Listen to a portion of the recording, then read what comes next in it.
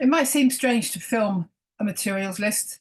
It's just good to know that you know what I'm talking about when you read your materials list, which you can download from the Fabulous Cuffs and Collars private group, because this is just the beginning. Don't be afraid to use lots of different types of yarn.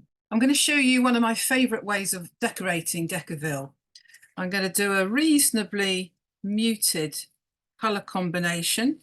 Now, all the time I've been wibbling on about that, hopefully everything's cooled down enough. It's still a little bit warm, but it should be okay to peel off now. And then you can start to think about how you're going to fasten, whether it's a cuff or a neck piece. I'm auditioning threads.